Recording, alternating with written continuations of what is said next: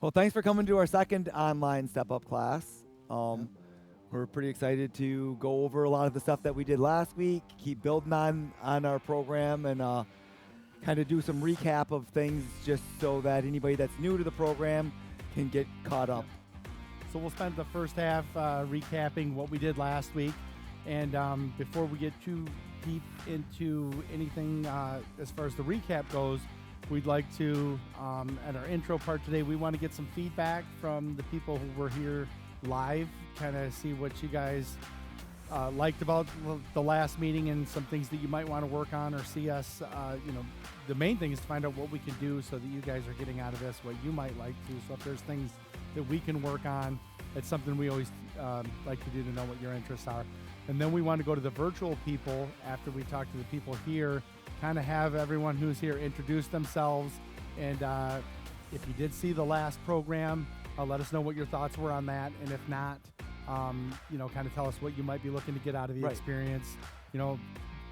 Whether you're below the knee, above the knee type of amputation you've had, and how long you may have been an amputee. So, and I suppose the same thing stands for anybody that's here. If you weren't here last time, go ahead and just kind of share with us what you want to get out of it.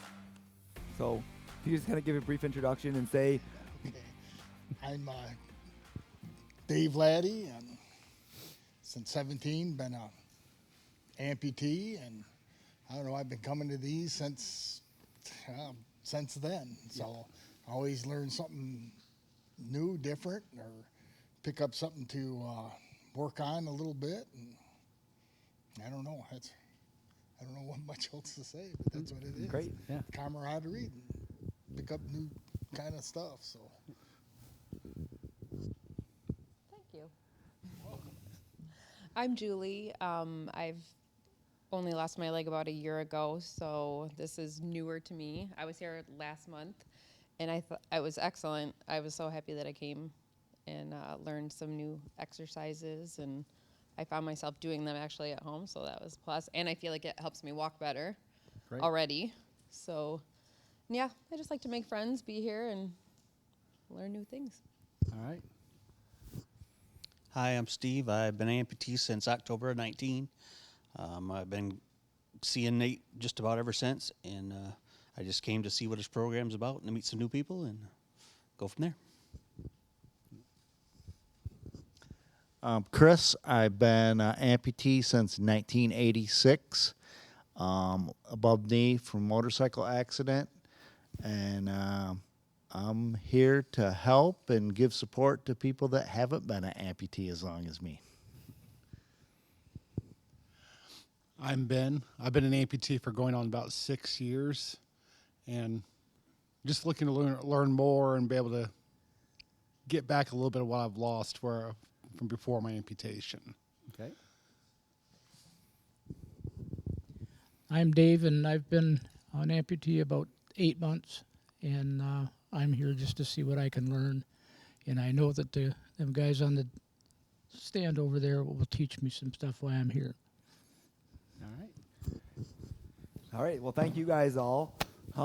If we could have the people who are joining us online, if you could maybe turn your cameras on, you're all being broadcast here to our screen here, so it helps us to kind of, if you want to turn it back off after you make your introduction, that'd be just fine, but just kind of turn it on and we'll cycle through and have you make a brief introduction.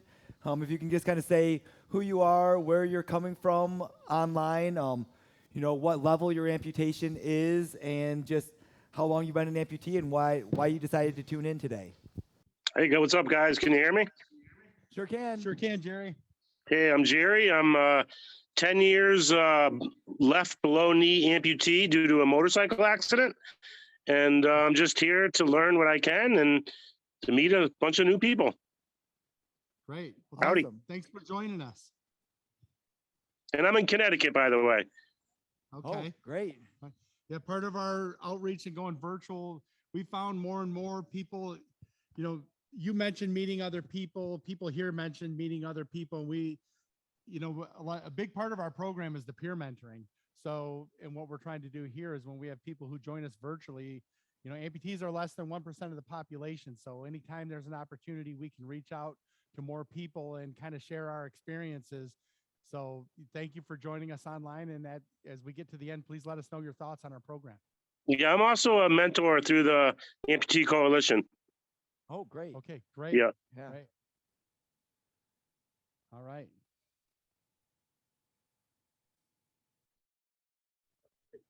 Oh, John. John. Hi, say hey guys. Hi, John. I'm John. I'm not actually an amputee. I'm a certified prosthetist, and Julia's here as well. She's currently a resident, and we're here just to learn more about how we can help our patients with some gait training exercises and things like that.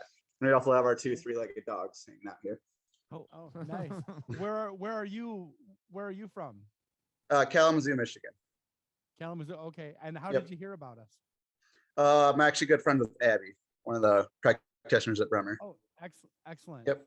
So, and just so if there's any other therapists who are watching now or who might see us later, we encourage physical therapists to join us. Right. Other please. prosthetists, any medical any other professionals. I mean, this is an open program, right? Yeah, and we think the idea here is outreach. So Right. the more we can do as professionals to help, that's just as important as the people we're trying to reach out to. So thanks for joining us today. Yep. Harry?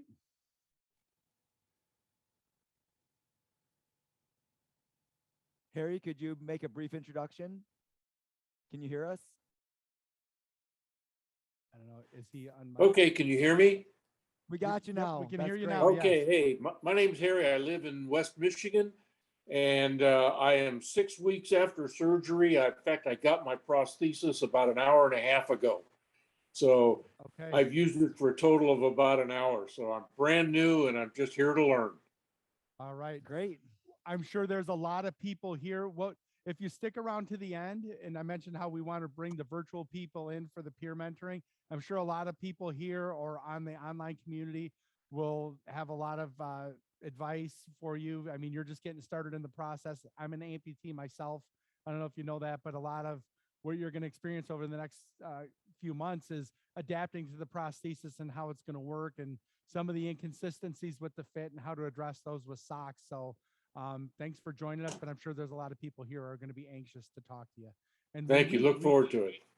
We're going to take a break midway too. So while we're interacting here, I know that Abby's going to go with the online virtual people so that you guys will be able to speak amongst yourselves as well. So,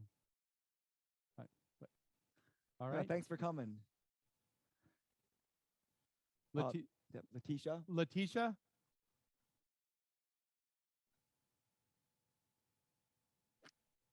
Letitia, can you hear me? Yeah, Hi, how you doing? good and you. Excellent, thank you. I would say I'm not sure if you were on when we kind of made our brief introduction. Oh. But what we're doing right now is we're just kind of going through and letting everyone introduce themselves, kind of talking a little bit about your amputation, where you're from, and maybe mentioning what made you decide to tune in today.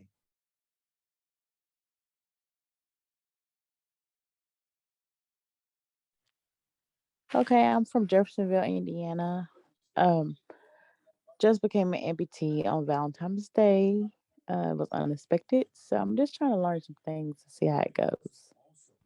Well, excellent. As I was just saying to Harry, for newer amputees, there's a lot of people who are here to share their experiences, and we hope that you will get plenty of opportunity to talk to other people. Have you been fit with your first prosthetic limb yet, or your preparatory prosthesis? I will be doing that on Tuesday of next Okay. week. I start with my shrinker. Okay, great. Okay. Great. Well, and bear with us because what we're getting from the virtual people that have joined us is they're here for the interaction. So Right. we are going to try to do as much as we can to make sure you're interacting with our group as well as each other. But at the end, we really want feedback from everyone because we're reaching out to the virtual community to try to expand our group, and any advice, either positive or negative, please let us know because this is going to evolve.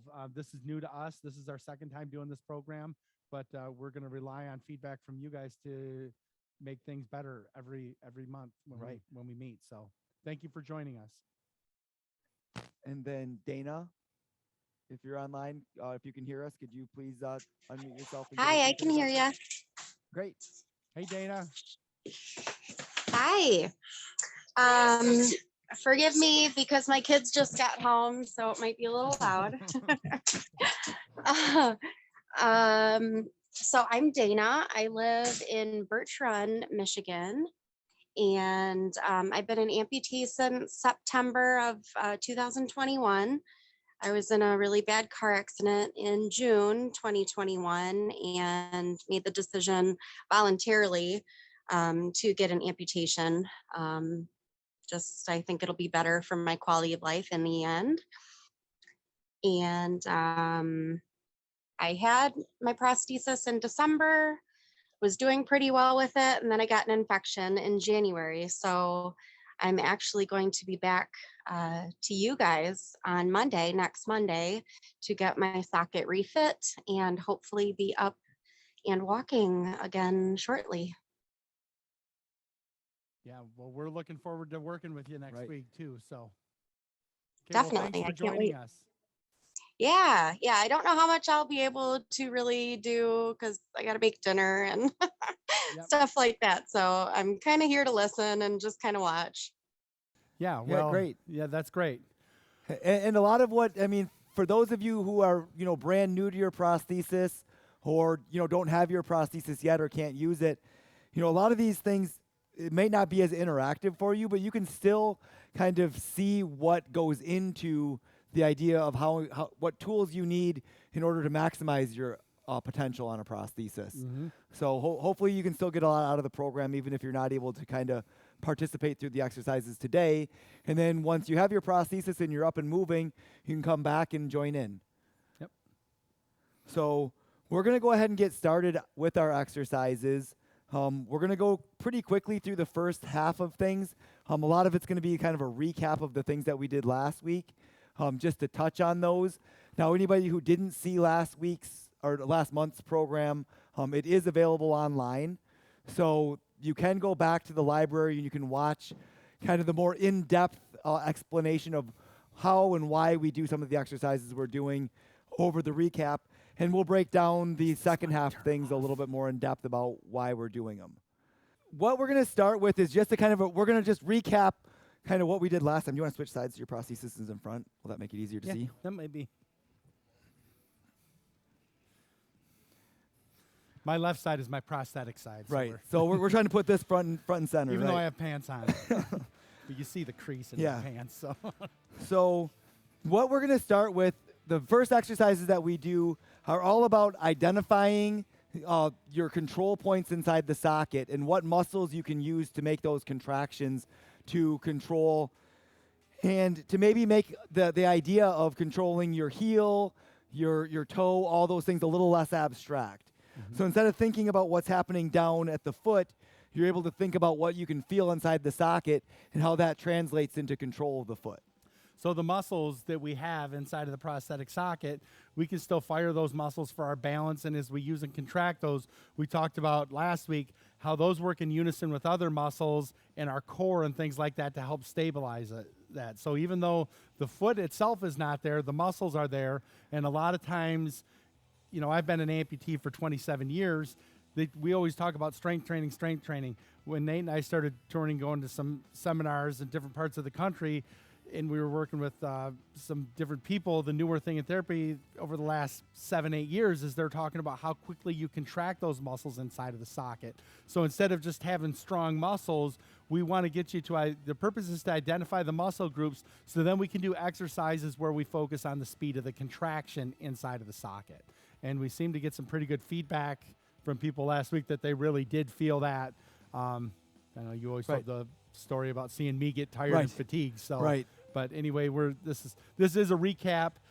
We will be posting the last clinic that we did online. That'll be available here, if not by the end of the day today, tomorrow, right, Brianna?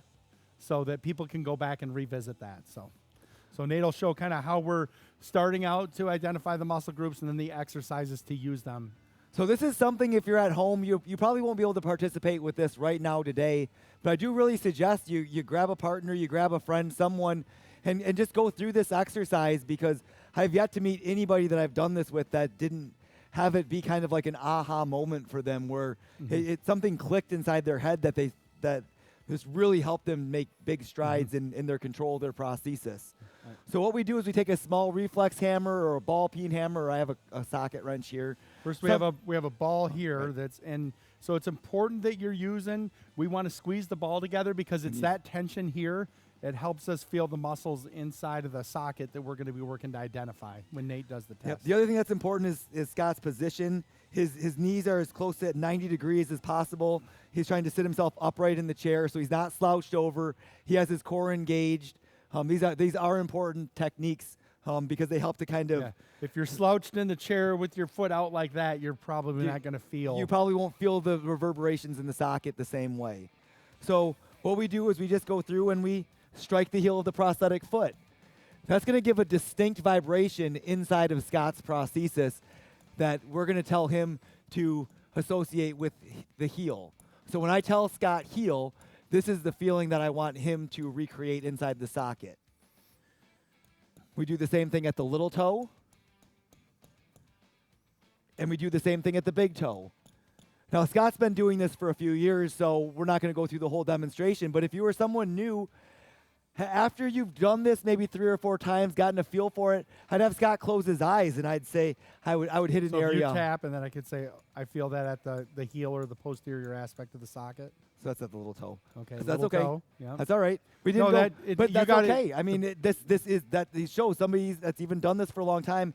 It is about making those connections Right. and about. We're trying to identify the sensations and associate with them for the exercises we're doing moving forward. And I didn't go through and train that. That's why I would say 3 or 4 times of telling him heel, little toe, big toe, making those repetitions so that the pathway is a little more clear.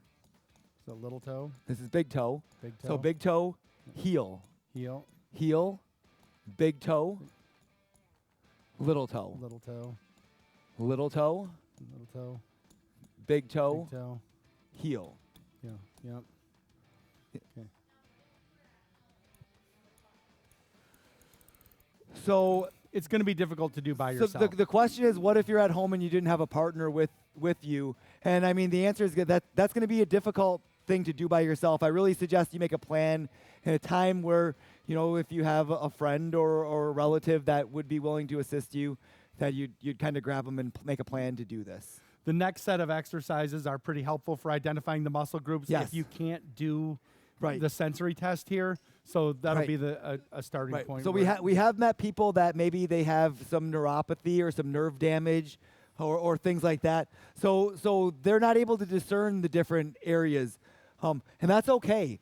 Because the next thing that we're going to do is after identifying those muscles in the socket, what we're going to go through and do is we're going to do some targeted contractions in these areas. And Scott tells me that I like to tell this story because this is one of the things that I've worked out with Scott extensively. I mean, we've run triathlons. I mean, we've done all this stuff. And I don't know if I've ever seen him sweat as hard as he did the first time I saw him do this exercise right here. Yep. Which is just, so he still has the ball. He's still in the same posture in the chair. And this is where all of you guys can start joining in here. All of you that have done this before. Abby, do you want to, because I don't know if Steve has done this before, if you want to.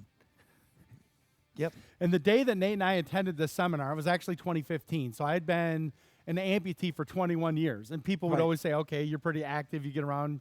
My patients would say, I'd say, what do you want out of this experience? They'd say, I want to walk like you. And this is where I really started, and I changed my language when we started talking about the speed of the contraction. Right. Because where Nate said I was always a pretty strong guy, but when we were doing these exercises that day where I was focusing just on how fast I was contracting the muscles in the socket, I was really feeling it. You were like you said, fatigued. You yeah, were I was. fatigued. Yes, I had muscle fatigue, but later on, I was able to use that really for my balance and doing a lot of different other exercises where I had ended up gaining so much that I didn't really think I could gain at that. Right. Like I said, 21 years post-op, I didn't expect to be, making a lot of gains. I was going to these seminars more for my patients, not expecting to get so much out of it myself. So with this exercise, we're still looking at the same quadrants in the socket. We're still looking at heel or the back of the socket. So if you're not able to put this together by the feeling of the heel, I can say back. wall. Yep. I can say outside, inside, front, inside, outside. Outside. I said that wrong, but That's fine. But the idea is that what Scott's doing is he's not. You don't see a whole lot of movement. He's not moving his prosthesis through space. His knee is staying pretty still. Everything that's happening is happening between his limb and the socket, and he's really creating these muscle contractions. So I'm pushing the socket wall towards the hand or the direction that he's asking me to go. But I'm not doing it by pushing with my quad. I'm doing it by using the muscles that I'm firing inside of the prosthetic socket to make it go that direction. Right. So he's not moving at his hip. His hip is staying still. I'm not going like this. Right. I'm doing it all with my limb. All with his limb inside the socket. So outside, inside, front, back, inside, outside, front, back, inside, outside. Now, what we're going to do is, as we continue to do these exercises, we're going to increase the speed. So we're going to start slow, really let him catch up and get an idea of what the exercise is. And then we're going to start to push the pace a little bit because we are trying to recruit a different type of muscle fiber inside your limb that is more meant for quick twitch contractions. Mm-hmm. So I would say at this point, if you don't have a partner, you can do these. If you have the ball, just put your hand on your socket. Maybe if everyone wants to try that, and push that direction, go to the back, go to the side, go to the inside, and gradually increase the speed. But if you can get a partner in attending these in the future, there's a couple things that are going on when Nate's doing this for me. There's the element of I don't know which way he's going. Right. And as he talked about, so I can't anticipate where the next direction is going to go. That does intensify the workout, but also he's going to start out slower and then increase that speed. And it's really the speed of the contractures as you get better at it that will really get your muscles working there. So this works both at the below the knee and the above the knee level. Likely for someone that's above the knee, as I touch I'm still going to do all of my touch points as the director underneath the knee joint. But what's going to happen is the person is going to be moving their leg. When I touch the front, they're going to be moving at their hip and they're going to be moving their limb upwards inside the socket. Yep. When I touch the back, they're going to be driving toward the chair with their limb. So it would be those same things. And this should translate to the areas that you felt the vibrations. Which is why you're using the ball, because these muscles are engaged here. So when you're firing these muscles, if you're below the knee, you're feeling it here. And if you don't have the muscles down here, then you've got these muscles engaged. And we're going to ball in place. You can't really push to the outside of the socket. It's more about making a muscle contraction. So what he's saying is that for an above the knee, it's hard to squeeze the ball as you move to the outside wall of the socket, and it is hard. But what you want to focus on is keeping that squeeze and just making a muscle contraction to push out. So it'll be a very small movement. It'll be a really, really small movement. And even for below the knee, this should be a small movement. This isn't a big thing. That's the thing. That's why it's always so remarkable to me that Scott was sweating so bad, because I'm an observer and I'm sitting here like the dude's not even moving. Mm-hmm. He's just sitting still. But he was making so much action happen inside of his prosthesis because he's a pretty competitive guy. And when he found out he wasn't doing it, he wanted to catch up real fast, didn't you? Well, I had Lauren almost knock me down before that too. But that's another story for another day. So we want to go through these walls of the socket. We want to go through those about 10 times in each direction. So if you can kind of keep going, keep cycling through. And maybe we should have Chris up next. Yeah. After. And then actually, yeah.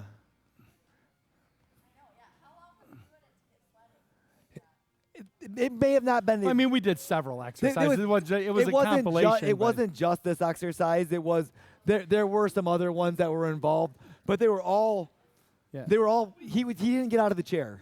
He was sitting in the chair by the time Yeah. by the time he was sweating. And Well, what it was I was using muscles that I found out I hadn't been using when I was That's- walking on the prosthesis. and that's the point that I wanted to, that I keep trying to make is that it wasn't so much that it's that he hadn't been trained in this. So this is a brand new thing. This is like his very, very first time of ever trying to do this. So those muscles weren't awake. He'd been not relying on them for so long that using them even a little bit was like, Well, that's why we emphasize so much. Like when you start out in our office, we're doing like the certain exercises using those muscle groups early on because in the 90s when I started, nobody was really, you didn't really identify muscle groups or certain things.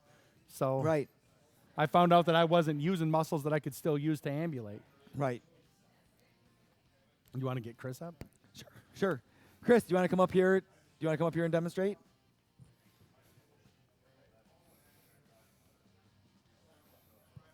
Here, give me the ball.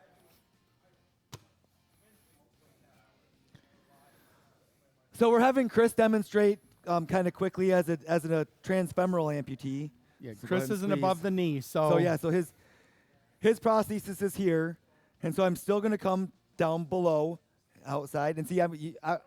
The other thing that's going to help him is I'm going to add a little counter force here. So that without actually doing it, it was hard to describe that. But I'm not going to let him drop this ball. Outside, inside, front, back, outside, inside. See, he was anticipating me there. Outside, inside, front, back, outside, inside. See, you can hold the ball. Yep. So does that translate as efficiently for you? Really, it's less motion this way as much as it's going to rotate the femur. Okay. Because when you contract the muscles at that, Sure. it kind of rotates. Okay. Okay. So I'm not sure if everybody could hear Chris online there. Actually, should I get a microphone, or are you just going to explain? For I me? mean, I can just. But what he said, what Chris was just explaining to me was that, especially when he comes to the outside there, he feels it more as like a rotation of his femur inside the socket than actually moving things. If he were just to push out, he feels like he would drop the ball. So what he feels like is he can make that sensation by rotating his femur a little bit, which is what would create that contact point between the socket and. More real life Right. ambulation. Right. Exactly. You're not moving in planes. Yep. You're balancing, which is causing your femur. Mine, you're Right. Sorry. We should have got the. So what he's saying is that he feels like that rotation is kind of lending itself to being more like a real world scenario, and that it feels more natural, like when he's walking, when he does rotate his femur, because our ground isn't all flat, level, Well, one that direction. makes sense because It what does. we're trying to get out of this is hip rotation. Right. Right. I mean, that's what's lacking. That. Yep. Yeah, Thanks, a Chris. big part of what we were talking about with that story was the therapist that we talked about that almost knocked me down was because I found out I wasn't rotating my hips. Right. So I think that's when he, Right. when Chris. But I mean, to balance yourself on uneven ground, you're really rolling your femur Right. around Yeah. on the inside Sure. of the socket. Right. That's why having ML stability is so important. Right. Right. Right. Well, you got more soft tissue, so that the femur is moving. That's as far away from your hip. As you can be. Right. Yep. Right. Yep. Yep. Cool. Okay.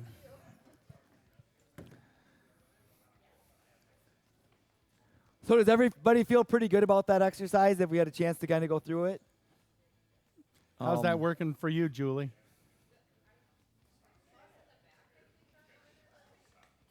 Okay. Let Chris work with her a little bit because he was just kind of explaining something to us too about the road.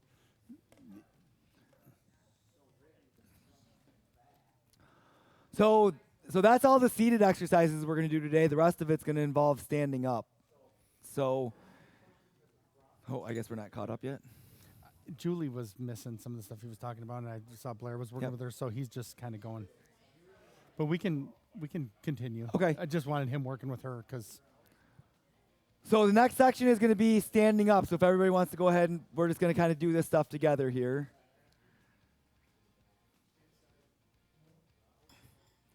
So what we're going to do is we're going to spend a little bit of time with weight shifting. And while we're doing this weight shifting, we want to kind of continue to think about those control points inside the prosthesis as you're shifting onto and off of the prosthesis. So we start with feet at a fairly narrow stance, not real wide, maybe just inside of shoulders here, because we want this to feel like you're shifting outside of your comfort zone here. So if everybody can kind of bring 2 chairs, we've got 2 chairs for everybody here. If we can kind of just get between the chairs just for balance sake. So if you're at home and you got a couple chairs you could put on each side, that might work a little bit better than a walker, because the walker's fairly narrow and confining. Yep. Yep. So what Scott's going to do here is he's going to demonstrate these weight shifts from side to side and maybe explain what you're feeling inside the socket as you do it. So as I go to the outside, I can feel the muscles on the outside socket wall pushing against the socket to help me keep my balance. And as I come to the inside, it's kind of the same thing. So again, we should feel those muscles contracting inside of the socket to help us with balance.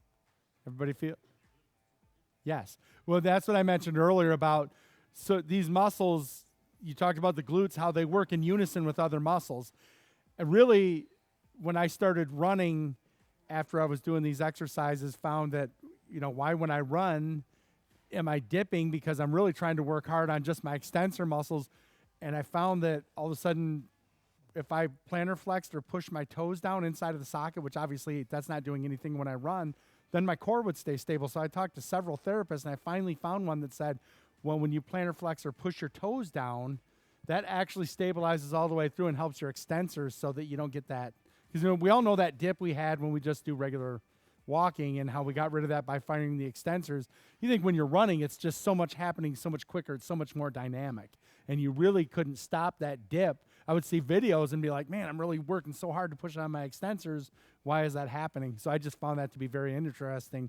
But that's when we really started to focus how we still need to fire those muscles that we're not using in our foot to help stabilize us all the way up through our core, and how much more efficient that is. So yeah, if you're feeling them up through there, that's great.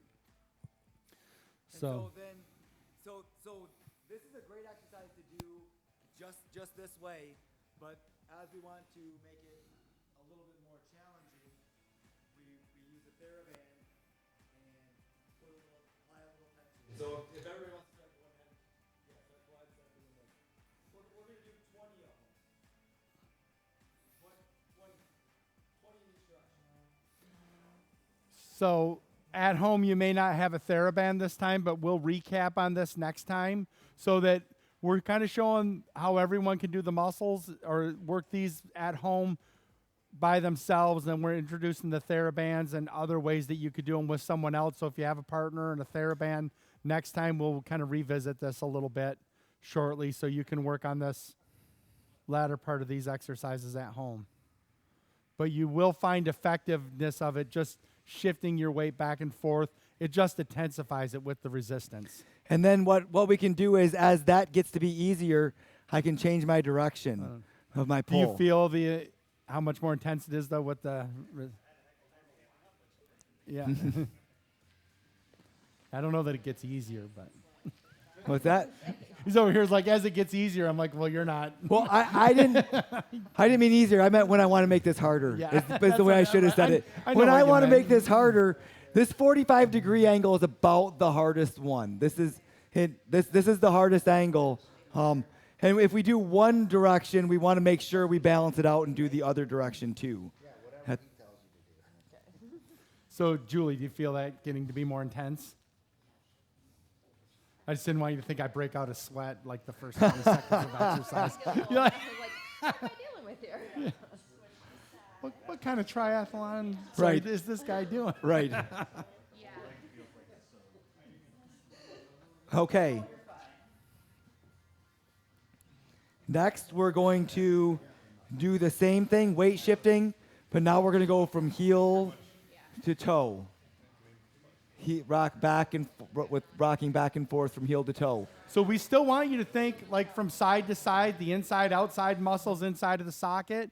So now as we go from front to toe, but still don't forget, we want you to identify those muscles. Be aware of the muscles that you're firing inside of the socket while you're doing these balancing exercises. It's kind of the kind of thing where you can create your own tension, right? By really making contractions inside the socket and pushing back and forth, you can make your own tension even without the band here. Yep.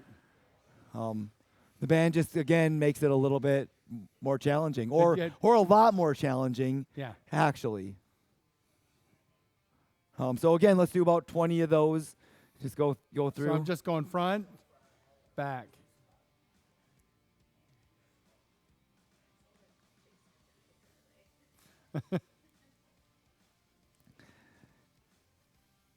Then if you guys want to add, if people want to add bands, go ahead. Yep. I'm not. Do you want to do it with the bands? Scott, quit cheating using your good leg. Right. I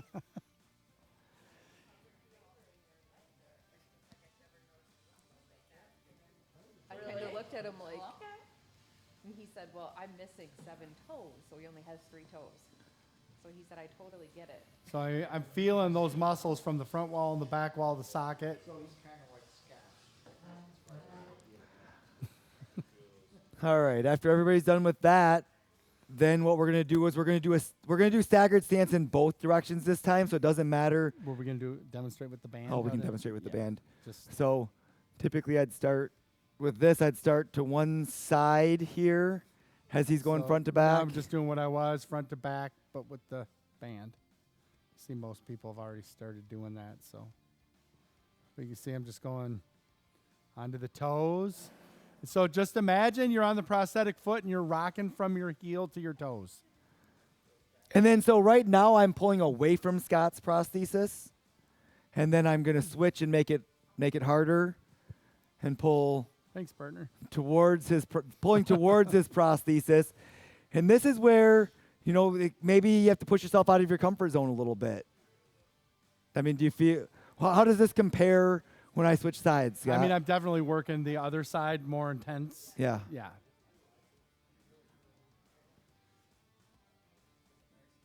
Yeah. Like Dave said, you can really feel it in the calf. Okay. So. Everybody shake it out a little bit. Give yourself a little break. Yeah, if your muscles feel a little tight, which they should, just kind of, you can tap your leg on the ground, kind of. Right. Does that help? Yeah. I don't know. Does this do you help? feel the muscles? Yeah. Right, shaking it. I mean, kind of shake. Do like just some general loosening kinds of things. So then we're going to do staggered stance with one foot in front of the, not in front, but like you've taken a step. So in that position you want where the prosthetic foot forward? Sure, it does. We're going to do both sides, so it doesn't matter. So with this one, this is a diagonal shift. You're gonna go from the heel on the back foot up to the little toe of the front foot, and then back to the heel of the back foot to the little toe of the front foot. So this really kind of puts you in that balanced position, and especially when we add the band here, this is a big one for kind of keeping that stability when you decide to start walking on uneven ground, about having your core engaged at the right time. Having your core engaged as you start to load the front foot and take. Yeah, you go really move can't forward. do it without engaging the core. You can't do it without engaging your core. And then especially here, now if we add the band, you guys can all go ahead and kind of let's keep it going. Let's keep it going.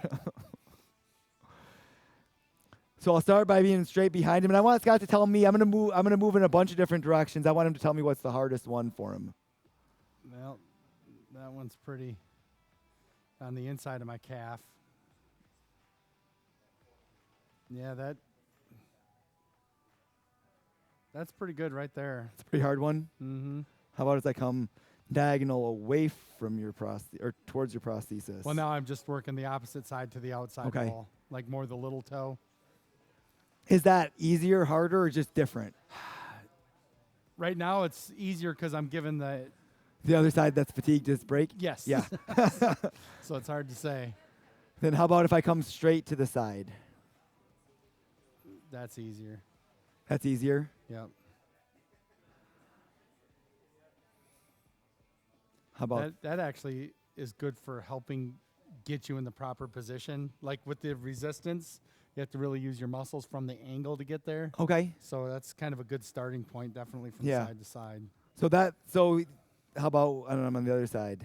Yeah, it's that same muscle again, but not as intense. It's Okay. just really fatigued. So working from the side is a little less intense. Scott was saying that when I was working on the side, on his prosthetic side, he felt that was a good place to start with the tension band. Like that really. So Abby, if you wanted to switch to the other side for Steve, Scott was saying that was a really good spot to start. Like that kind of really helps to show where Shift you in the proper plane. shift in the proper plane. At Like the what you're same trying time, to do. forcing you to fire those muscles.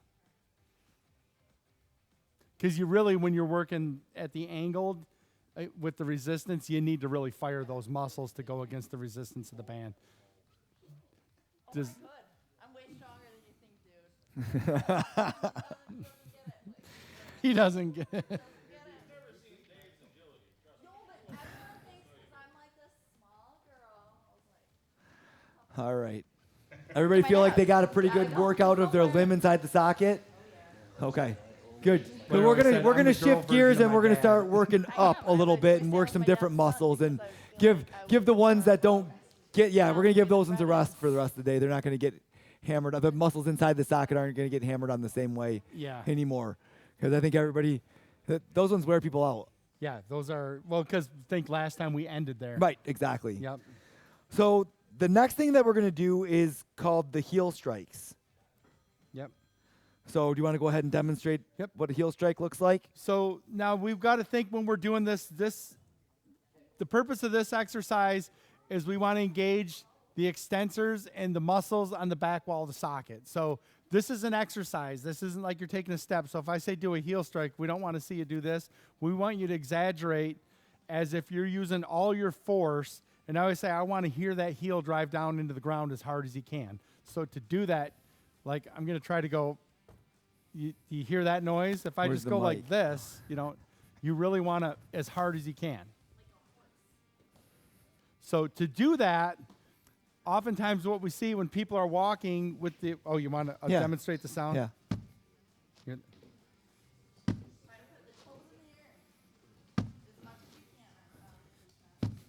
So you can even, if you want to make it louder, come from up here and drive down further. But the thing is, oftentimes when we see people ambulate on a prosthetic limb, either above the knee or below the knee, what we see is at some point when you're coming forward, you have to change. You're pushing on the, imagine you're using these flexors and you're pushing on the front wall of that socket.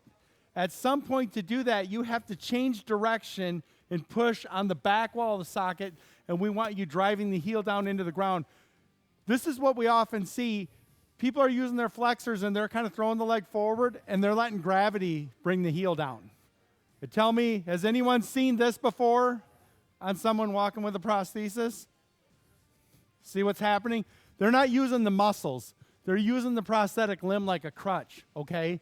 You're just simply, our hip flexors are stronger than our extensors. So you're bringing that leg forward, letting it hit the ground, and you're just shifting your weight off of it, and that's where all this movement comes into play.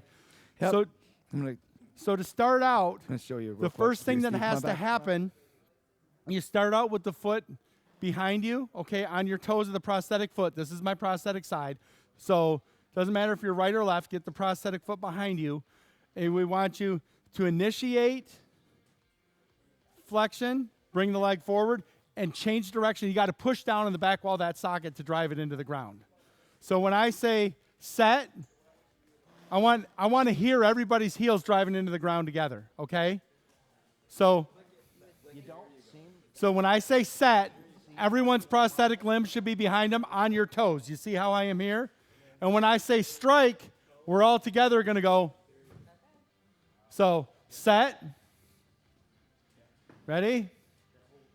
Strike. Set. strike.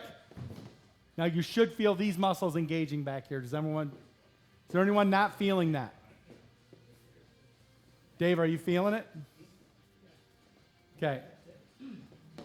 Anyone not feeling it? Okay, so we're going to do a set of 10. So when you do these are our strength training exercises. When we do this, if you can't do 10 and you do 6, that's fine. Maybe you're doing 3 sets of 6, you're doing 3 sets of 10, maybe 3 sets of 14. Or if you're 14, you could move from 3 to 4. Find your comfort zone. The idea is the more that you do it, we should be increasing those numbers. So if you're starting out with 3 sets of 6, and a week later you're doing 3 sets of 8, that's great. That's improvement. So we're going to try to do a set of 10. If you can't do all 10, that's fine. But here we go. So when we say set, everyone in the position with the prosthesis behind them on the toe. When we say strike, we're all going to strike together. So when we say strike, then we'll all do the number. We'll say 1, 2, 3. If we lose count, we'll just start over. I used to coach basketball, so it's my favorite thing, wasn't it? All right, ready? Set, strike. 1. Set, strike. 2. Set, strike. 3. Okay, I want to hear them louder next time, okay? I want to hear everyone. Set, strike. 4. Good. Set, strike. 5. Set, strike. 6. Set, strike. 7. Set, strike. 8. Set, strike. Set, strike. So the idea is we should feel these muscles back here working. Right. And it's about, the idea is that's really good about this is it kind of helps you to think about starting to get those muscles working on the way towards the ground. Obviously, we're not going to try to teach you to walk like this. I mean, we don't want to see people walking around like that. This is not a walking exercise. It's a strength training exercise. But what it does is it helps to get your brain in tune with the idea that I want these muscles engaged.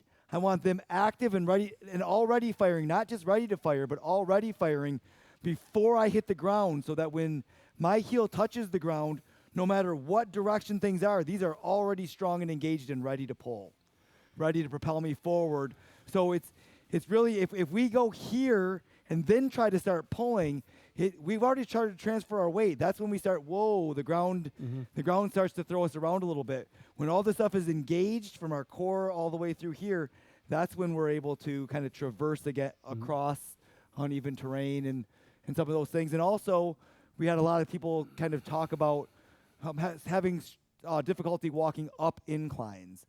These are, obviously, we don't want to see a big firm heel strike on incline, but these muscles that we're using are super important for when we're in this position and pushing and driving, and to have those be ready to fire and activate is very important. The idea is it's strength training like lifting weights and also identifying the muscle groups. I mean, there's people here, and then maybe the first time I stood you up on your prosthetic limb in my office, when you were on a test socket before you even took a step, I might have had us do heel strikes. And anybody remember doing heel strikes in a test socket? Yep. That's because the idea was we're identifying the muscles. If you know that they're there and it's an exaggerated form, but then you're going, okay, and if you start out that way, it's a lot easier to identify the muscle groups at the beginning than it is to try to correct bad habits. Right. That's hard to do. So the next half of that exercise is, okay, we've just taken our step, our heel's on the ground. Now what's next? We want to use these same muscles that are engaged to pull through to get our other, so that we're not, what we don't want to see is coming off and having that other foot slam to the ground. We want to be able to take a nice controlled step across the prosthesis so that when our heel hits on the other side, we're not creating lots of shear force. We're not doing things that, could cause problems on the other foot. Right. So if you're not very strong there, this one will get you because you got to keep your balance. And we don't want you to come very fast. The idea is go slow, try to exaggerate it all the way through until you almost lose control. So the slower the better. So that's where, I mean, honestly, if it becomes, there is some balance involved in this, but if you're having some difficulty with balance or making it consistent, I mean, you can even kind of be here and just with even two fingers down. That'll help you really slow and make sure that we're also not pushing off with this back foot. This isn't a spring forward.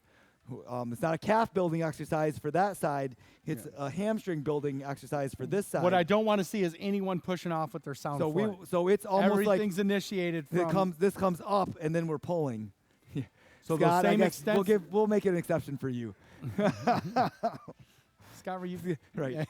Scott's bilateral, so if anybody can't see that, we've been picking on him today. He doesn't have an ankle to push off with. So, so if everybody wants to go ahead and go through these, Scott will keep. So we'll try to do it. 10 we'll do the same pull-throughs thing. again. Yep. So set means now we have your sound limb or your good leg. Scott, you can pick one behind you, and then I'm just going to say pull. This is our last exercise before break too. So if anybody's getting a little tired, we'll be due for a break after this, Yeah. I think. So ready, set, and pull. 0. Okay, 0. Okay. I just wanted, because you said earlier, so like the slower you're doing this workout, because it just seems like a step, the more you're actually working the back of your hamstring. Yeah, if you're So going don't like worry this. about being like fast with your step. It's like the slower you're at, the more you're actually getting the workout. If I push off with my good leg and I'm not controlling myself here, it looks like this. To actually just get my forward momentum from my extensors, it takes me almost that much time to get forward momentum.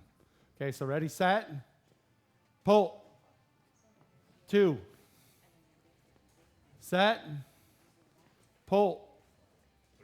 3. Set, pull. 4. Set, pull. Set, pull. Set, pull. somebody wants to get done. Set, pull. Set, pull. 9. Set, pull. 10. Okay. So lastly, I'll just do a demonstration if people want to walk before we take the break. So how we closed last time was we identified the muscle groups, then we did some of the exercises, and then we talked about now imagine walking, and we don't want to do the exaggerating but just try to walk, but imagine planting the heel and feel as you go through the muscles firing inside of the socket, so you should be going from heel to the little toe to big toe. And identify those muscles while you're walking. So as you walk, it should, on the prosthetic side, heel, little toe, big toe. Heel, little toe, big toe. Heel, little toe, big toe. Ready to kind of walk and tell me if you don't feel that. Can you feel those muscles, Steve? You weren't here last time, so I know that. Do you feel that the difference? So what it does, Steve, is that it keeps you on your prosthetic side. Oh, so you did all this stuff. Yep. Oh, nice. Yep. Well, that's fortunate because there's not a lot of. Yep. We've got that. That's on our list of things. Right. But we'll What's be that? doing that. But that's good because not a lot of therapists know this stuff. So we're trying to. Well, we're gonna be doing some of that stuff too, and we're gonna be doing some of that next. But did I tell you the story about Pine Knob last time? Did I mention Yeah. it? So you had good therapy. They got the really wide do stairs. therapy? Okay, so Oh, yeah, but that's when I I really forgot about felt. that, That's yep. why when you said stairs, like, yeah, I could really tell on the Yep, I stairs knew that. because you need to exaggerate, and that's when you really need to get out on that big toe. And before I was kind of get to that middle toe area, and you fall forward. Right. Yeah, but to do stairs well, you really need to get out there. So we're gonna take about a 15-minute break Good. here. So it's working. So Great. if you guys want to go ahead and maybe do a little conversation online, then we will reconvene here soon. Yeah. We'll reconvene in 15 minutes. Yep. So it's 5 o'clock now. So 5:15. Yeah. So Right on schedule. okay. All right, sorry. We're singing happy birthday in the background here. There.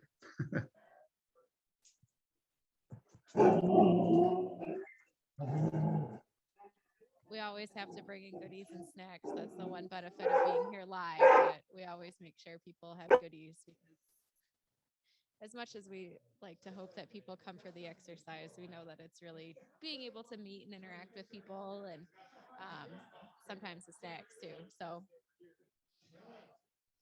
But so Harry, you're pretty recent, pretty soon out on your amputation here. Yeah, I'm 6 weeks after surgery right now. Okay. And you got your prep, so I'm sure you're starting to use that a little bit, but also take it easy and not overdo it initially. Yep, I got it today, and so I'm here to learn. Good. What have you thought of this so far? Oh, very interesting. I'd never thought about using these muscle groups like that, so I'm Yeah, anxious to try it. Yeah, I mean, this will be super helpful for you starting out too, just to kind of learn that a lot of it, we try to teach people how do you respond to your environment instead of trying to control the prosthesis, of figuring out that response and control and balance. And so a lot of that helps identify those muscles to help you walk. Thank you. So how did things go with getting your prep? You felt like everything went well with that, and you're good? Happy to get something and start being able to walk? And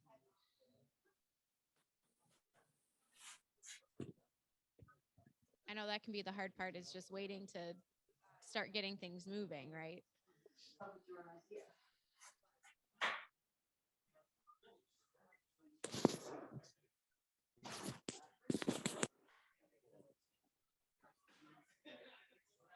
And Harry, whereabouts in West Michigan are you?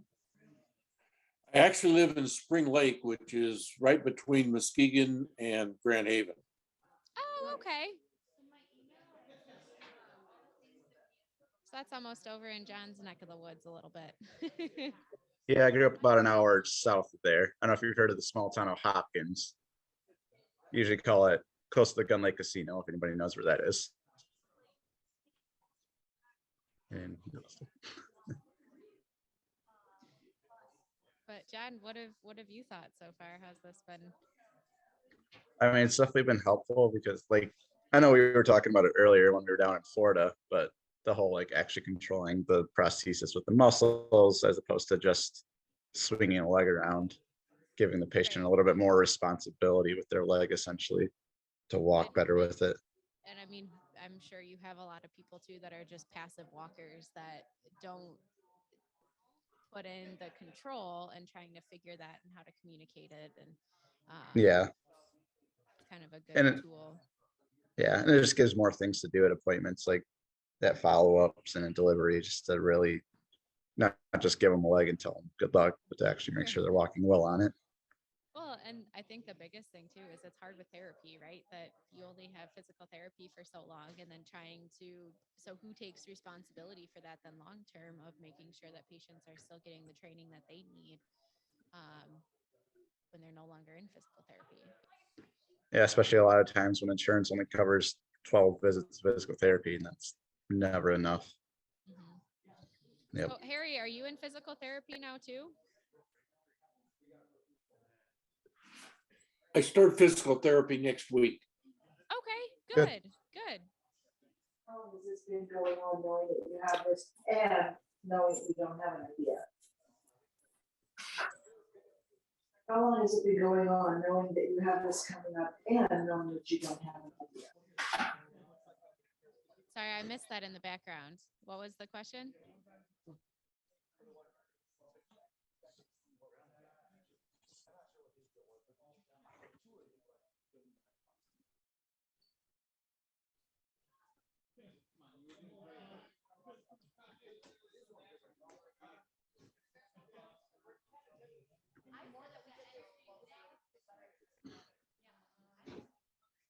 Harry, was there a question there or no? No? Okay.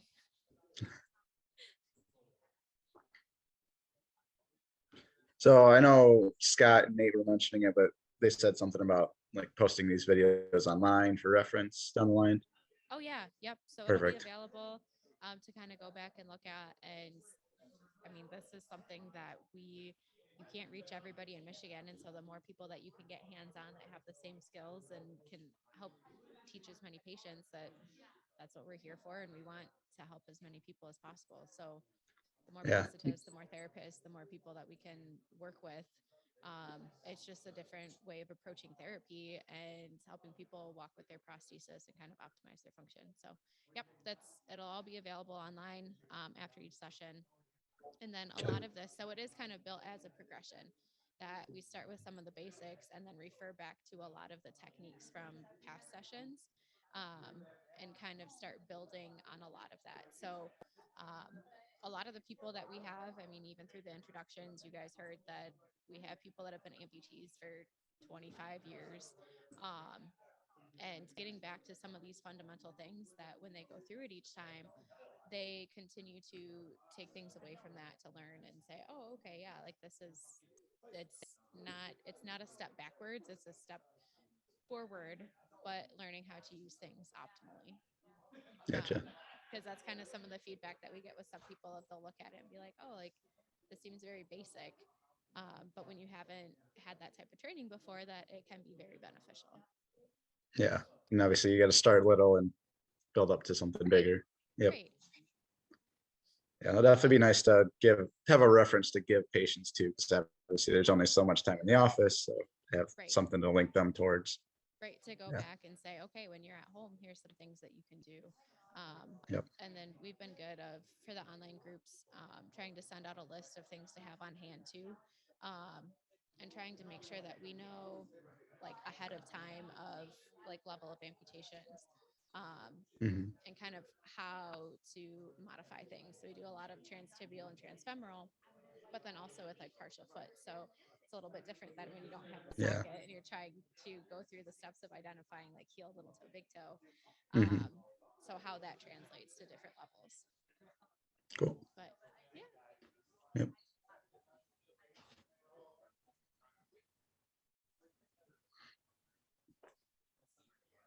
So Harry, what are some of your goals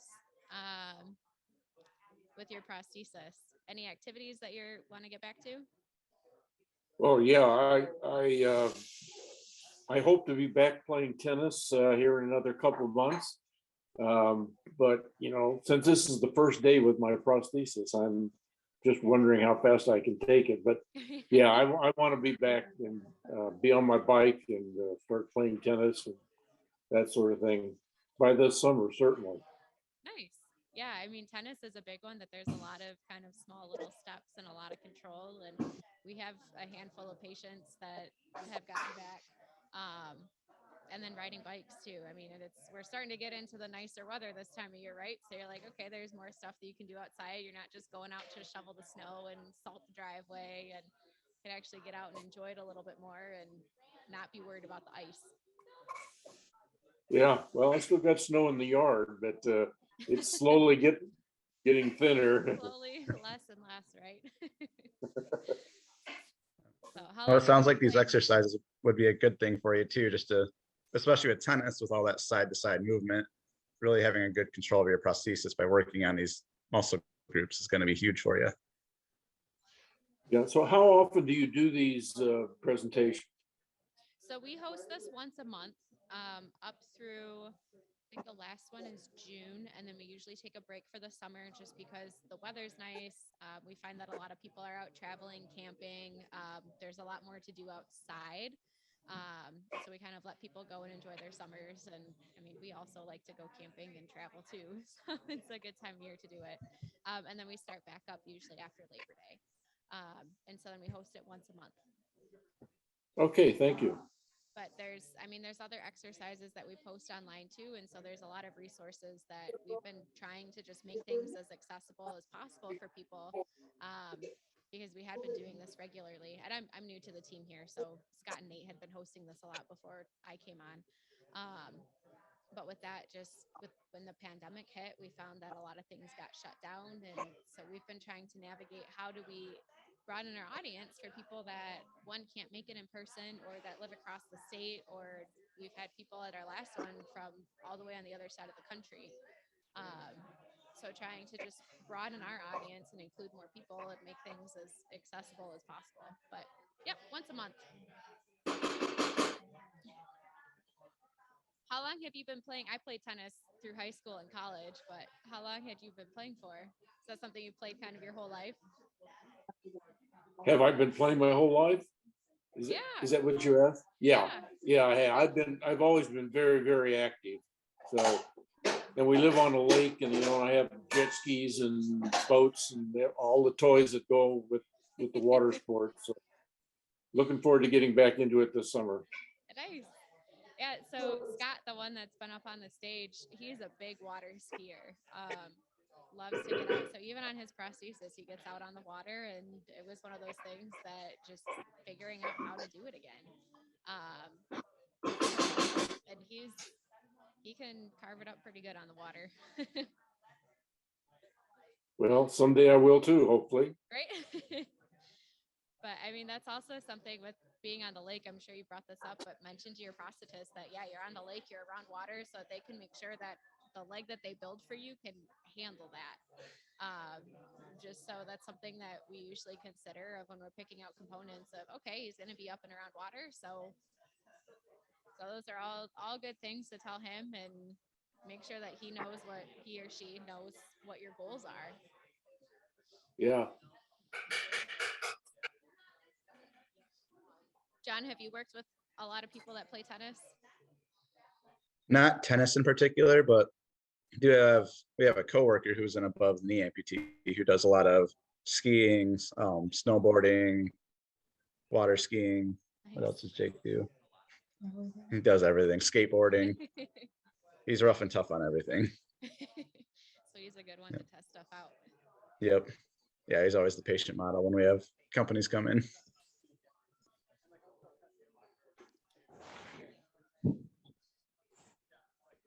Oh, yeah.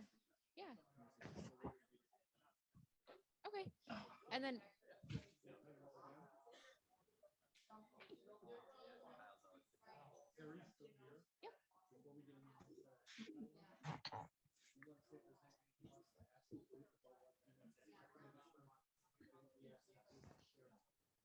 okay.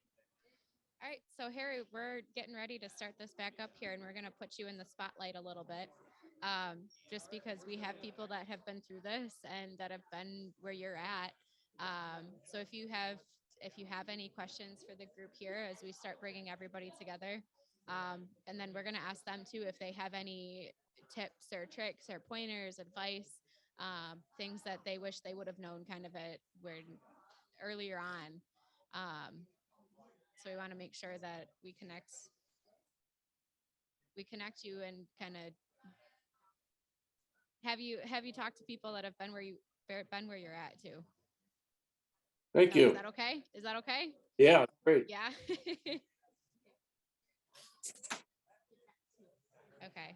All right. So I'm going to sign off here, and I'll stay on, and we'll kind of talk to you guys with questions as we get the group back together here. And then at the end, we're going to do an interactive session too with the people that are here live, as well as with the online group. So, all right, I'm going to switch things over here, and then we'll get you in with the rest of the people here. Okay, thanks. All right.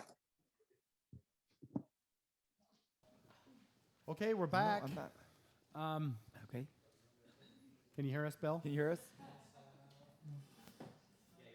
Okay, great. Okay, so we talked about at the end kind of interacting with the virtual and our group here, but we decided before we get started or get into the next group exercises, Harry is joining us, and he had mentioned that he was just fit with his new prosthesis today. Is that right? So, Harry, I want to maybe give you an opportunity to tell us or ask some questions or ask questions to the group about what you might expect or any questions that you might have about what the prosthesis experience has been on the test socket of the prosthesis so far. Or if anybody here has any advice for Harry that they want to give to kind of get things going. That's what I was going to say. And then have anyone in the group, if they have any advice for Harry, I just thought this might be a good time to kind of interact with one another. So I think we'll let Harry start off, and then if we can get the microphone out there for anyone else who might want to either answer any questions or have anything that they might want to say to Harry, because today's a big day if you just got fit with the prosthesis for the first time. So, okay, I'm actually so new at this that I don't even know enough to ask questions yet. So I'm enjoying what you're doing and looking forward to learning how to do it. Okay. Oh, well, we thought, you might have questions. I'm sure some people here, we got people here who've worn prosthetic limbs for a long time. Some people who are newer at it, but I don't know if anyone has any advice for Harry or anything that they want to share that they think could be helpful. Just thought this might be a good time to do that. I would just say that to take your time and celebrate all your firsts. Don't get overexcited about like trying to do too much all at once or too much too fast. Just it's a little bit of a process to get going, and then once you get going, it's like rolling a big boulder. It starts out a little slow, it's a little tough at first, and the more you go, the easier it gets. I guess that would be my advice for you. But to celebrate all your firsts, the first time you do stairs, the first time you do an incline or a decline, or first steps. Yeah, first steps in the parallel bars, first steps on your own, first steps, walk into the mailbox or whatever it is. Celebrate it. It's a huge achievement. You're overcoming unbelievable odds by doing it, and it's something to be celebrated for sure. So don't not give it the attention it deserves. That's great advice. Thanks. Yeah, I mean, to your point, Scott, I mean, you reminded me, I remember way back in my rehab, a lot of frustration that I always felt because I was comparing myself to the Scott that I was before the accident. And, my therapist, who worked with me quite a bit, saw me through a lot of highs and lows. And at one point I was about 3 months into the rehab process, and I was talking to him about giving up therapy and quitting. And he said, well, why is that? And I was frustrated that I was still using a cane to walk. And he said something to me that from that day forward kind of changed my approach. And it's the advice that Scott's giving about celebrating your first. And he said, you remember the question that you asked me the first day you met me? And I kind of, I was like, no. And he said, you asked me if you'd ever be able to walk again. He's like, and here you are walking. And at the time, you're kind of having your moments, which we're entitled to because we are dealing with a lot. And a lot of times we don't even really process psychologically what we're going through because you're still in that survival mode of trying to go through the stuff day in and day out. But, that's when I realized, okay, I have made some headway, but I was comparing myself to why am I not walking without a walker? I can see how I'd be able to run. There's so many inconsistencies when we first start out because your limb is still going to undergo so much change. Your limb is going to continue to shrink, and so the prosthetic fit won't be as consistent. And the longer you wear that, I like Scott's analogy about it's like moving a big boulder and then you start to build momentum. As things become more reliable, you can count on it. And I always thought from that day forward, I wanted to, it's like if you were climbing a mountain and every 100 feet you were to grab a flag, but if you might be halfway up that mountain and just keep looking up and think you got so far to go, feel like you didn't get anywhere. But if you were to look in your, sack and say, hey, I've collected 25 flags along the way, we have to see some positive results for the work we put in because it is a lot of work. So celebrating your accomplishments, it's no matter how small, they're not small. They're all significant because they do snowball. They lead to that place to where you're going because a year and a half from now, you're going to look back and things are going to seem so much different than where you are. And I think everyone here and the people that always talk about how they like to come to the group and talk with other people, I don't think anyone would disagree with that. Am I right? Attitude's a big thing too. Yeah. Keep that positive attitude, you'll go a lot farther than the negative attitude. Yep. So the other thing that that we really mention a lot during our program is that we've really found that it takes 2 years to kind of maximize your potential to realize your potential with the prosthesis. Mm-hmm. So that's where Scott was talking about the boulder and moving the boulder. It's a long process. It doesn't happen, and we don't mean 2 years to walk. We don't mean 2 years to achieve these incremental goals, but it's a long process for the whole thing to really kind of come to fruition. Most people we work with are walking right away. Right. So keep in mind, that's not what we're talking about. We don't mean by maximizing your functional ability, that means walking, because I think we're talking about so much more than that. We're talking about adapting to that prosthesis and reacting to life situations in real time, which are things that I don't know if a lot of other people discuss that or not, but Right. it's, yeah. Right. The first year, the strength training, learning how to walk, doing the first, and then adapting with those inconsistencies because of the change in the limb, that's such a real thing that second year is when we start to talk about, that's when you're going to find a question that oftentimes Nate and I would talk about, we'd get asked by people when they first start physical therapy. They'd say, when you're coming up to a curb, what foot do you lead with? Anybody think that sound like something you might have thought about when you first got started? Yeah. Why is that? You're using an assistive device, right? And you're coming up there and you're like, oh gosh, I got to get, prosthetic down or, whichever one. So you see this curb and all of a sudden we get nervous because we're anticipating we're there and where's our foot placement going to be? So I'd realize, and we would realize why they're asking the question. So I would counteract that with another question. And I'd say, well, what foot did you lead with before? What do you think the answer always is? I don't know, because I didn't pay attention.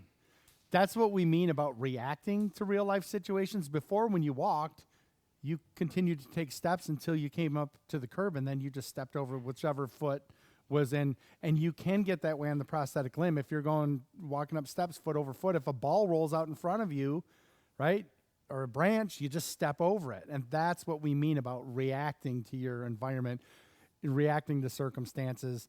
And that takes time to get to that point. But that second year is really, that's when you really notice life-changing type changes, when you're saying, okay, I really can see this is working. And I think a lot of people would think that's maybe progressing at a level that when we first started out, it's hard for us to imagine that, because those inconsistencies, they really are frustrating. I mean, you'll have one day on the prosthesis where you're like, I felt great today. This is like the best day I ever did. And then the next day you try to put your leg on and it just, why does it hurt? Why can I not get it comfortable? I mean, the reality is, we have in the back of our mind, if this is what life is going to be like, then living life on a prosthesis almost seems unreliable, because if I don't know that I can count on the limb to get through my daily activities, and what we always try to tell people and reinforce is this is temporary. Everyone goes through this. Am I right? Is there anyone here who didn't experience that? Yeah, sometimes we might overdo it, but it does get more consistent. Yeah, and It changes to your socket. It changes what goes on during the day to your socket and walking. I mean, and not only are we losing body mass from the surgery and fluid, we're developing muscle mass in other areas through therapy. So that limb is just, the anatomical shape is just changing. So. Sure. Okay. Well, okay. I'm glad we actually did do the interaction part now. Absolutely. So I think we've got about 5 more minutes before Harry's going to be leaving us. But I don't know. Does anyone else want to share anything else with? Well, Harry, we really want to say thanks for coming. It's been great having you here, especially it's got to be a big day, first day getting your prosthesis, kind of getting to meet a group of people who are using their prosthesis, and so hopefully we can see you again next time, and maybe we'll be able to see you stand up and participate a little bit. We'll all be looking forward to it. Yeah, I look forward to that too. Great. You take care. Good luck. So with that being said, we're all going to get back up too, because we've had enough break. We got more work to do. Silly rabbits. Right. I didn't think it was going to be you that didn't easy, think you were did done yet, did you? Now, the one thing is, we won't be doing so much stuff that focuses on the limb inside the prosthesis. We're going to be doing a lot more strengthening of kind of the hips and some almost not abs, but core type exercises now. So first one we're going to do is an exercise we call Steamboats. Different people call it different things. So what we're going to do with the Steamboats is we're going to start by standing, and we're going to keep our sound limb, or just if you're Scott, pick one or the other, on the ground, and we're going to be lifting the prosthetic side, and we're just going to come out to the side here and do a lateral leg raise. So again, you can see that if you want to put a couple fingers on a chair, if you want to even hold right onto the chair, this is less a balance exercise than it is an exercise to focus on these specific muscle contractions at your hip. So it's not this. It's not. We want that shoulder to stay really in one place, even if it means that your foot doesn't come up as high. So let's do about 10 or 15 of those right now. So I'm just going to encourage everyone, even with just my fingers on the chair, it just does so much to stabilize you that I can really focus on what's going on with the prosthetic side and using the weight of that prosthesis as resistance. How many did you say, Nate? It's a 10 to 15, but I'm doing So- 10 and I'm getting pretty tired. I don't know about the rest of you. Right. Thanks, Casey. That was 12. And so then, I mean, when easy is the wrong word because those aren't going to get easy. I just did 15 of them, and that starts to burn right there. It's a small muscle that we're isolating. That gets to be really hard. But when we want to challenge ourselves more, we can take a band and tie it around.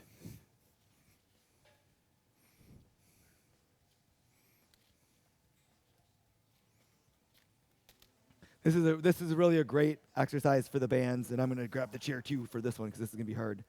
But we get a lot more resistance at the end range here. Now, if you're with your prosthesis, you see I had this all the way down to my ankles. Don't put the band at your ankles. You want to get up around where your socket is. At least if you're below the knee or above the knee, it doesn't matter. The band should not be below the lowest point of the cut end of your bone. So if you're below the knee and you're cut here, you can go all the way down to here if you want. If you're above the knee and you're cut to here, I want you up here. You're going to have to put a tighter band on. You're going to have to use a thicker, tighter band here, way up here. But the idea is we don't want it down so low because what that does is it starts to pull the prosthesis on your limb and it starts to put pressures in the wrong way. And that's not what the point of the exercise is. The point of the exercise is to just isolate these hip muscles, really kind of challenge them.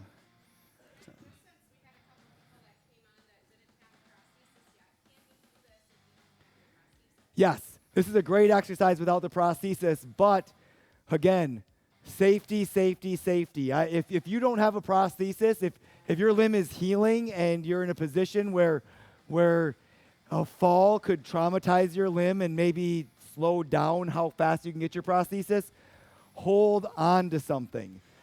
Is someone who joined us? walker- I was going to demonstrate. Do they not have a prosthesis yet? The person that. Okay. Right. Just to. Yes. Do we have any kind of pillow? So like the short arc quads, that Right. type of thing. Like if you're lying down, that'll work if you don't have anything in it. So what you can do if you don't have the prosthesis and you're lying there and you get a pillow underneath your back, okay, you can do leg lifts like this. And if you're with the pillow, if you're elevated, you can push down. So you're doing the extensors, the flexors, and then you can come side to side like this. So these are, you're working your adductors. And you can even increase that if you're on your side and you wanted to do the adductors by coming out like this. So imagine that you don't have the prosthesis on and you can work different directions as well. So, or if you're coming from the side, you use gravity as as resistance, Right. okay? Well, I already did it, but thanks. So the big thing is the way Scott was demonstrating the one where he was laying on his back has he's got a strong core. Has a really strong core exercise. That might put a lot of strain on your lower back if you're trying to build the strength. So that's why he's suggesting the pillow to be the support. Don't push past pain in your lower back. It'll only get worse. It's not worth it. Adapt the exercise. Make a change to the exercise. Don't push through the pain in your back. Yep. So the next direction we're gonna do this this exercise in multiple directions. The next direction we're going to do is coming up. We're going to do 20 of these because our hip flexors are usually pretty strong in comparison.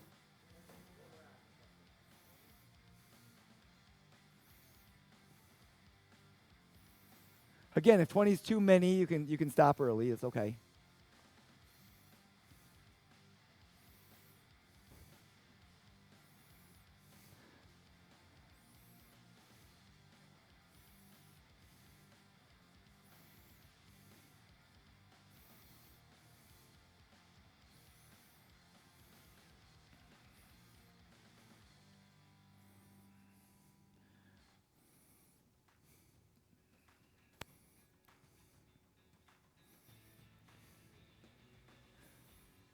When everybody's done on that, then what we're going to do is we're going to kind of maybe stagger our feet just a little bit so we can bring our leg across. Now, obviously, we don't get as much range of motion on this one because our other leg is in the way. But we just want to get to where, so on this one, if you can get to the end and kind of give a little squeeze and then come back, a little pause to 1, 2, 3, 4, 5, 6, 7, 8, 9, 10. And then the last direction is back. Now, back is the most complicated one. First off, because with a prosthesis, your your ankle doesn't pick up. So number one is that it's hard. So we have to kind of shift ourselves over a little bit farther on the sound So limb. you could start with your weight on the sound limb ahead of you, and then just Yeah. It's just that, especially somebody that's transfemoral is not going to have the range of motion at that point. That's already going to be past. So what we don't want to do is create this. It's called lordosis. We don't want to create this rounding of our lower backs. That's starting to use the wrong muscles there. So we really want to try to keep our pelvis forward as much as possible, and then to see how much range of motion I'm getting. That's it. That's the whole exercise right there. Anything that we can get to neutral or past neutral is going to be engaging those muscles, and we really want to keep it out of our lower back. We want to keep our lower back as loose as possible while we're doing this.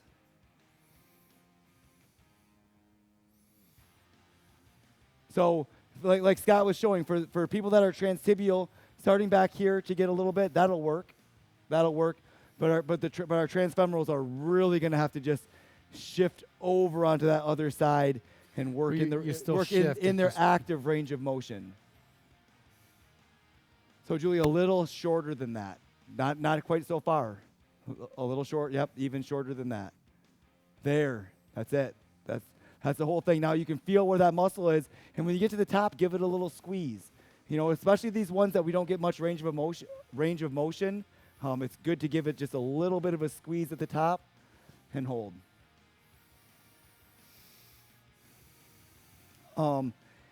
Now, we don't want to over-focus on balance on the prosthesis, so we really want to hold on. But I think, especially for as much as we just targeted one hip, we really should go through and do those on both sides, even though, Scott, you're getting both sides now. But everybody else, this is a little bit more balanced exercise, but what we're going to do is we're going to do the same range of motions with our other leg.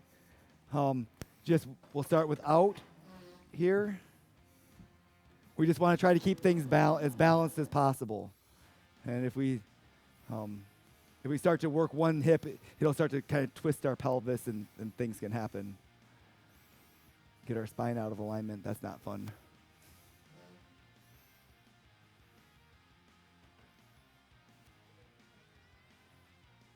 If that's your balance, yep. When you're doing your sound, don't do it if you're already fatigued and it feels like, oh, more of this is going to hurt me tomorrow. Then take a break on it. But if you feel like you can do it, then keep pushing yourself. Yep. See, a lot of that though is now you're feeling the muscles that you're using to balance, and we've already worked them, but you're identifying kind of like with the stairs that we were talking about. And then we're gonna go. So we're gonna do the same thing. We're gonna go forward now.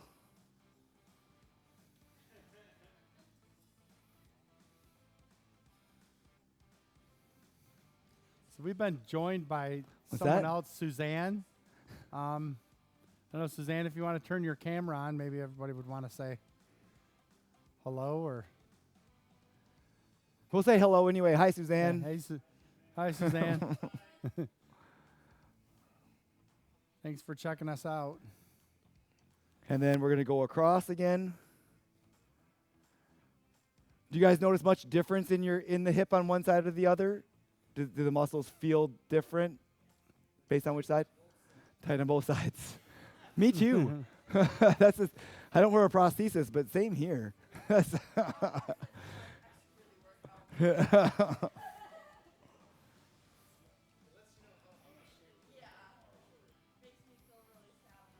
And then finally, we're going to do the back.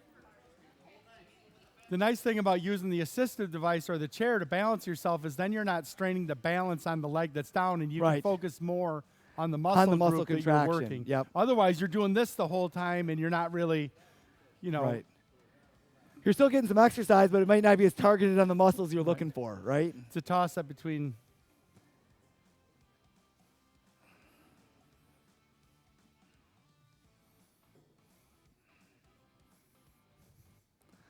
Now, we had a lot of people during the last clinic mention that, walking on inclines is a challenge, especially going up, right?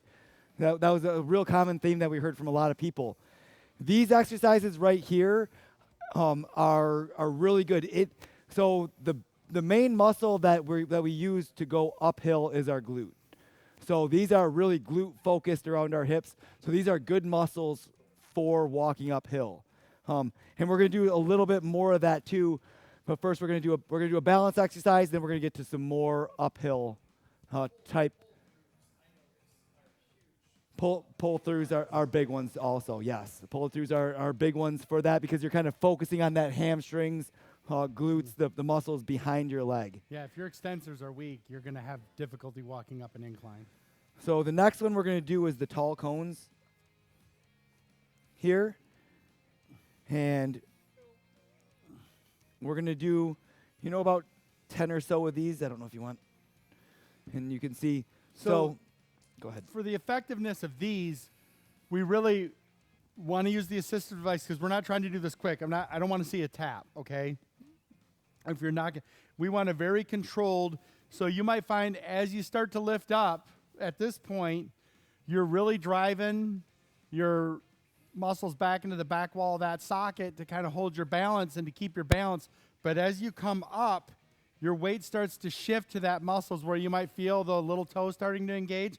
And then to come forward, okay, you want the middle of that heel to touch that cone, and you're almost reaching out to where that big toe is. So everyone kind of use the assistance, just kind of go up slowly and then come over and down.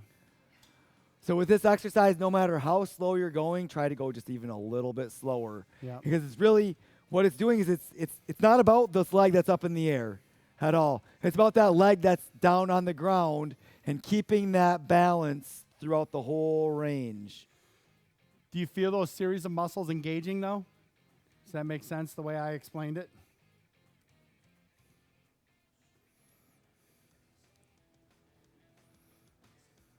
Do you need, here, Abby, take that. Yeah, you could use all kinds of stuff. Yeah. Right. You could use that. Here, Blair, give me that water bottle. Right.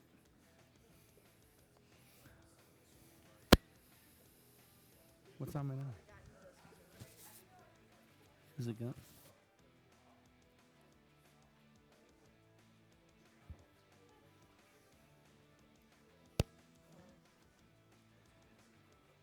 Good. Do you feel how you can make that shift inside your socket to kind of keep as you're coming from back here to up and then And you can move that touch. cone closer to him, actually. It doesn't have to be that far out. There you go. Yeah, there you go. That's actually a little bit better. Now try to do that slower, Dave. Nice. As slow as you can. How slow can you do it? There you go. Just keep bringing it up, up. Now Good. over, and touch like that. Good. Do you feel the muscles working harder that way? So this is how you get good enough So balance on your prosthesis.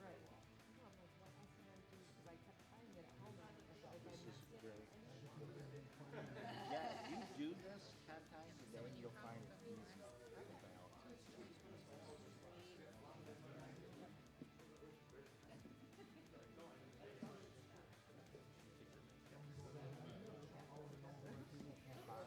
See if you can put your feet together to start, and they go straight.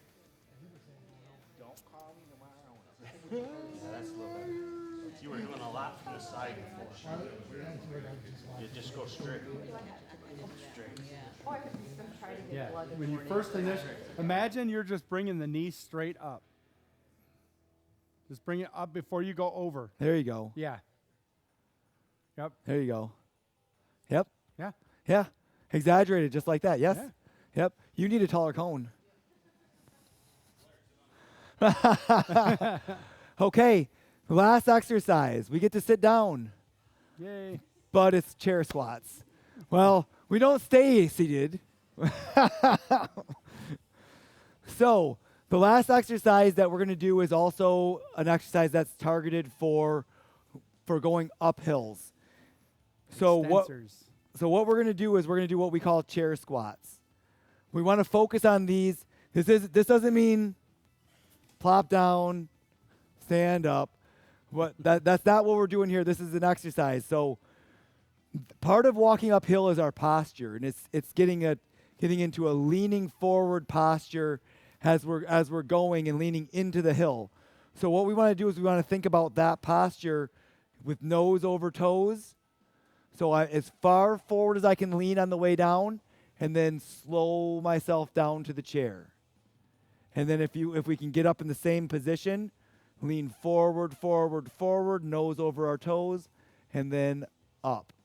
If that's hard for anybody, I want people to, I want people to put hands on their thighs here so that we can still get that same forward lean on the way down, and then on the way up, push.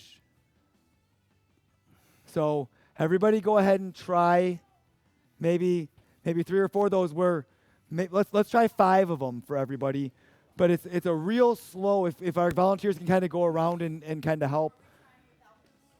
Yep, if anybody who can. But what we really want to think about is that forward lean first. The first thing that we want to.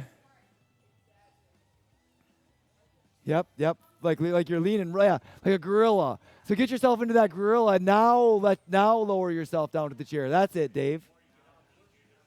The more you get out, the easier it is to stand up. Absolutely. Yep, and the same with sitting down.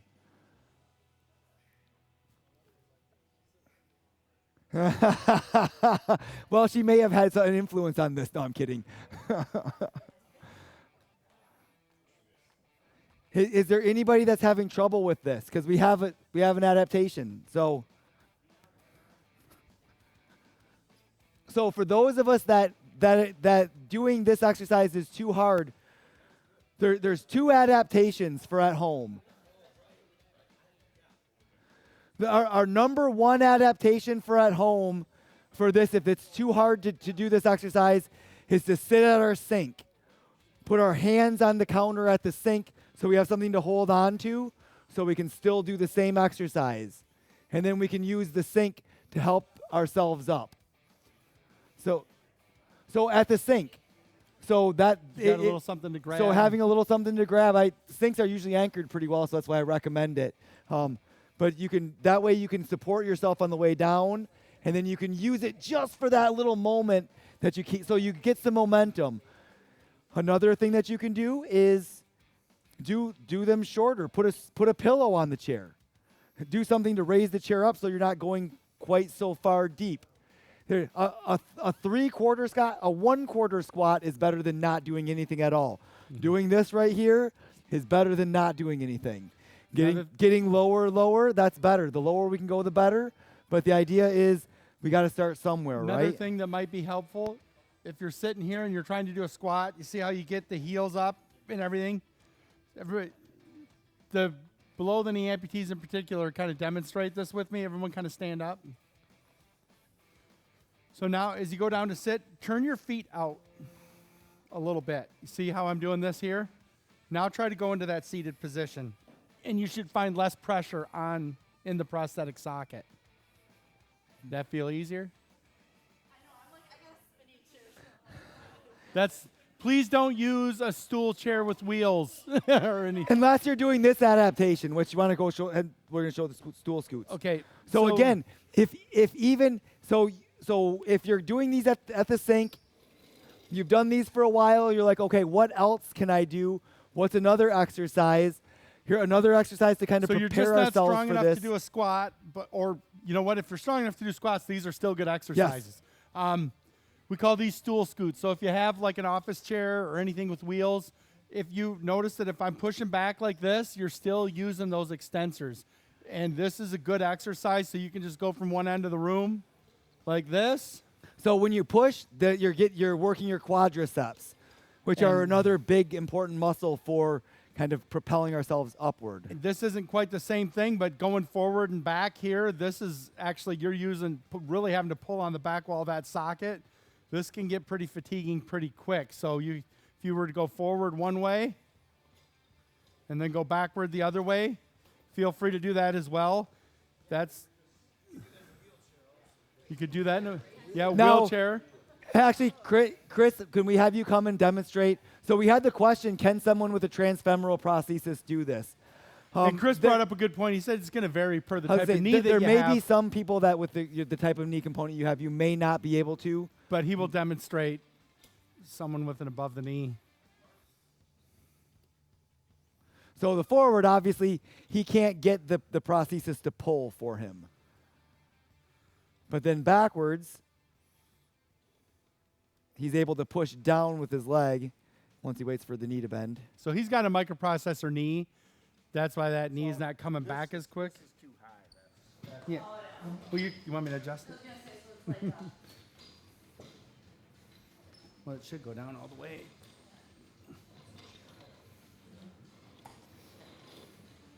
So there you go. What Chris was saying was that before the stool was a little too high. So as you can see, he's sitting with his knees at about 90 degrees there, which is the position that you want him to be in to do this.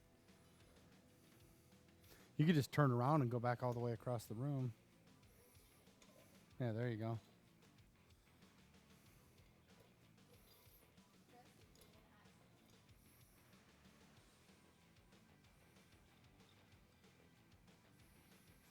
So none of these are about speed. Like he's still getting effectiveness of the, and he can't bend as quickly, but he's waiting for that knee to come down and still working the muscles. So, and especially with the squats, when we're doing these for strength, slow and controlled is better. 1, 2, 3, touch. 1, 2, 3, touch. With the chair, if chair squats are too easy for anybody, if it's like, well, that's not too hard, then try doing it without the chair. Same thing. 1, 2, 3, and then just stop. 1, 2, 3, come back up.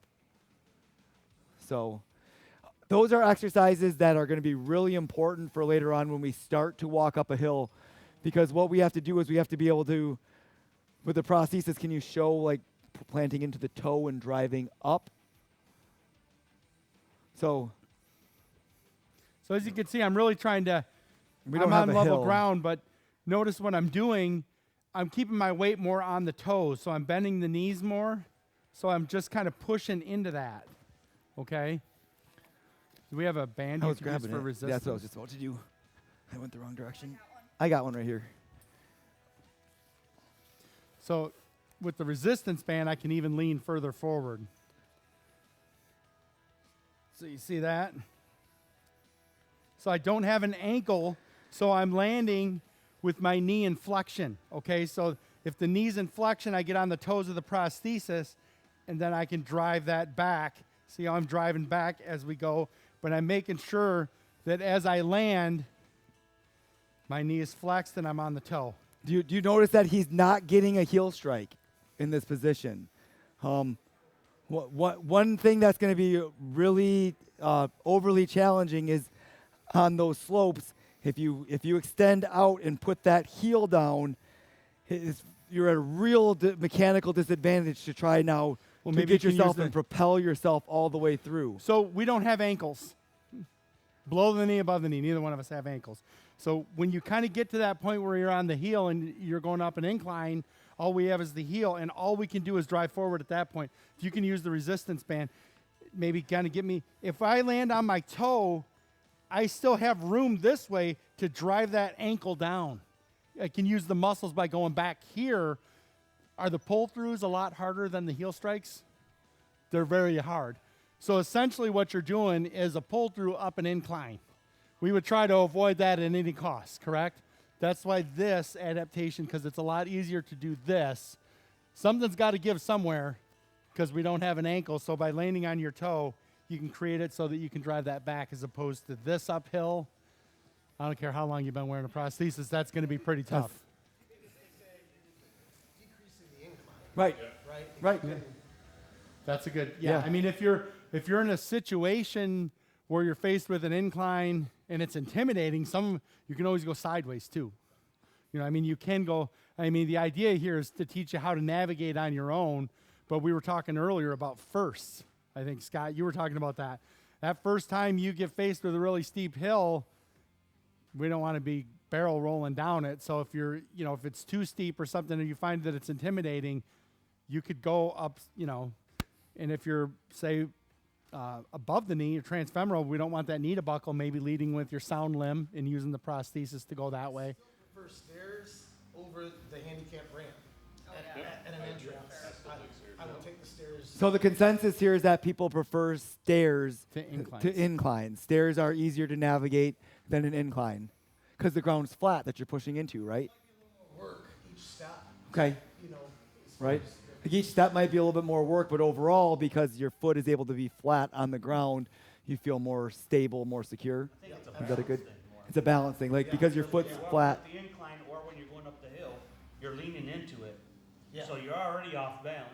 So if you go off balance from that position, it's harder to recover than it is from being already straight up where you put a leg out one way or an arm. Right. That's why they're easier. Yep, that makes sense. Right. Feel like it was as good of a session as we had last time? The people that are back? I think it was better. Oh, I like that. Physically, this was more strenuous, yeah. Well, we did a lot of what we did the first time and this, so Right. I guess, Right. because by the second half, I know my muscles were definitely.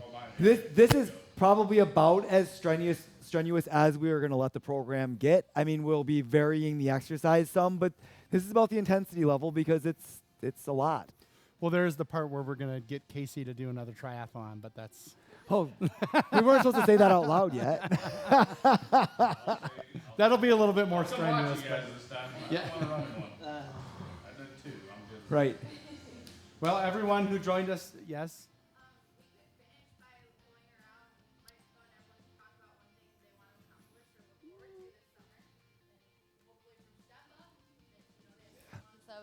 I'll start. Because I'm shy, right? So I'm Nate, and I mean I love this program, and I love being here to help everybody out. And this summer I hope to climb Mount Rainier. Yeah. I'm Scott. I'm an amputee. I love this program as well. I'm looking to do another triathlon this summer, either in Ludington or Traverse City, because I want to do a swim in Lake Michigan, which should be a challenge more than an inland lake swim. So that's. No. Ben. Oh, yeah. My name's Ben. I am a ledge blower in the amputee, but my plan for this summer, I want to ride the bicycle trip down to North Manchester, Indiana that I lost my leg on. Yeah. I haven't been on a bicycle since my accident. Yeah. And it's my goal to finally get back up on one. Ben was hit by a truck I while was riding ran his over bike. by a semi while riding a bicycle. That's why that's a big deal. So. I said no. You gotta go, but everyone's going once.